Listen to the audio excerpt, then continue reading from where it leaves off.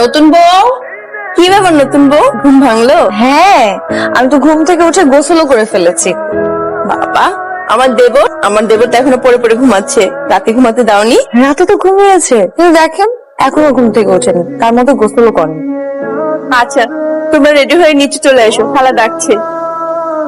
এই যে আপনি দেখি ডাকার আগে উঠে গেলেন। যান যান, শাওয়ার নিয়ে নেন, আমি শাওয়ার নিয়ে ফেলেছি। চল উঠেন। সাত সকালে গোসল করবো কেন? আশ্চর্য, কালকে আমাদের বাসর রাত ছিল, আপনি ঘুম থেকে উঠে শাওয়ার নিবেন না? শাওয়ার নিতে হয়তো, যান। গোসল কেন করতে হয় তুমি জানো? আশ্চর্য, আমি জানবো না কেন? বিয়ের মতো তো এটাও একটা নিয়ম। শোনেন, বিয়ের একটা নিয়মের মধ্যে পড়ে যে সকালে ঘুম থেকে উঠে গোসল করতে হয়, এটা স্বামী স্ত্রীর একটা দায়িত্ব। তাই না? যান, তাতে তাতে গোসল করে নেন, সবাই আমাদের জন্য ওয়েট করছে খাবার টেবিলে। চলুন চলুন চলুন।